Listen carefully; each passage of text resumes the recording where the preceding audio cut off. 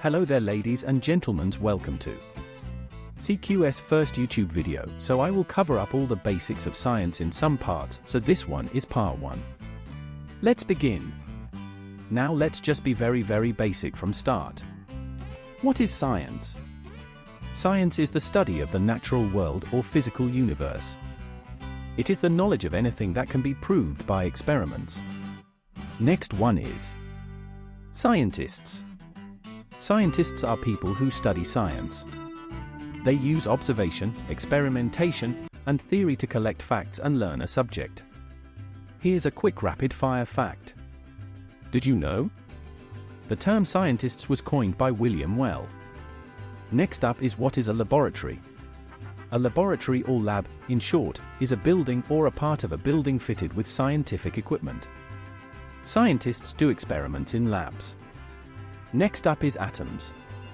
Atoms are the smallest units of an element. However, even an atom contains extremely tiny particles. These particles are called electrons, protons, and neutrons. The center of an atom is called the nucleus. Let's go deep and study about electrons, protons, and neutrons. Protons are positively charged particles and electrons are negatively charged ones. But neutrons do not carry any kind of electric charge. They orbit around the nucleus. Next one is molecules. Molecules are one of the basic units of matter. They are made up of atoms that are held together in certain arrangements called bonds. A molecule is a group of atoms that is the smallest unit into which a substance can be divided without losing its basic nature or identity. Next up is ions. A normal atom is called a neutral atom. A charged one is called an ion. Ions have either extra electrons or missing electrons. Ions with extra electrons are negatively charged. They are called anions.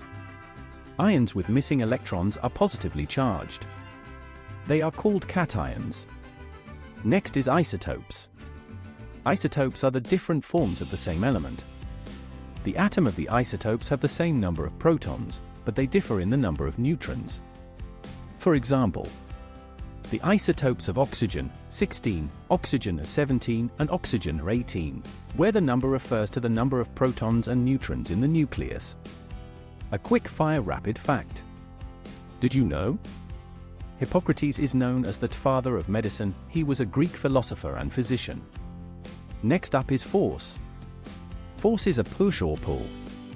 Force, when applied on an object, produces motion. It is a result of the interaction of two or more objects in contact. Next is motion by Isaac Newton. Isaac Newton proposed the 3 laws of motion that apply to every moving object. The first law of motion. This law states that an object at rest tends to stay in motion with the same speed and in the same direction, unless acted upon by an unbalanced external force.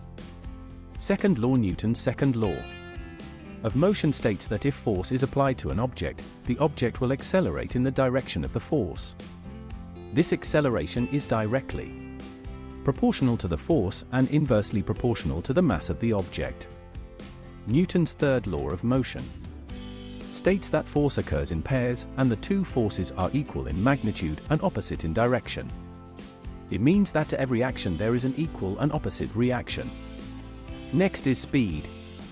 It is the distance traveled by an object in a unit time.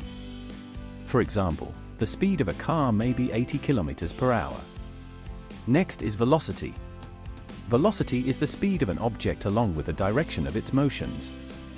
Next is inertia. The tendency of an object to remain either in motion or at rest is called inertia. More the mass of an object, more is its inertia. Inertia is a property of all matter. Next is acceleration. Acceleration is the rate at which the velocity of an object changes. Objects that change their speed or direction are said to be accelerating. Next is momentum. Momentum is the quality of a moving object. It is defined as the product of its mass and velocity. Anything at rest has no momentum since its velocity is 0. Next is friction. Friction is a force that opposes the motion of two objects that are in contact with each other or a surface. There are 2 types of friction. One is static friction and another is kinetic friction. Static friction acts on stationary objects, while kinetic friction acts on moving objects. Next is light. Light is a form of energy. It is an electromagnetic radiation, which can be detected by the human eye. Speed of light. It is not always constant and changes according to the medium through which it is traveling. It is the greatest in vacuum. It slows down when passing through water. It slows even further when passing through glass. A quick rapid-fire fact. Did you know? Sunlight reaches the Earth in just 8 minutes, traveling about 148 million kilometers from the Sun. Next is optics. Optics is the scientific study of light. It is a branch of physics that describes the behavior and properties of light and the interactions of light with matter. Prism. A prism is a triangular-shaped object made of glass or other transparent material. When light passes through a prism, it separates the light into rainbow colors. Telescope. The telescope is an astronomical device. It is used to magnify distant objects with the help of lenses and mirrors. Types of telescopes. There are two types of telescopes: refracting and reflecting telescopes. In a refracting telescope, images are magnified using lenses. In reflecting telescopes, mirrors are used. Next is reflection. Reflection of light is a process where a surface reflects light rays that strike it. A mirror reflects light. Next is refraction. When a light ray travels from one medium to another, it deflects or bends from its original path. This deflection or bending is known as the refraction of light. Refraction happens because the speed of the light changes as it moves from one medium to another. Next is rainbow. A rainbow is an arc of colored bands in the sky. It is caused by the refraction of the sun's rays and occurs generally on a rainy day. Rainbows appear when sunlight passes through small droplets of water suspended in the atmosphere. Each droplet acts as a prism and splits the sunlight into its 7 component colors. Related to this, let's know about the 7 colors. These 7 colors are violet, indigo, blue, green, yellow, orange and red. Next is shadow. Light travel in a straight line. Any opaque object that blocks light will cast a shadow. A shadow is a dark area that forms on the light source. A shadow will move if either the object or the light source is moved. A quick rapid-fire fact. Did you know? Even objects that seem transparent can cast shadow. This can happen if they reflect or absorb some of the light striking them. The last one is sundial.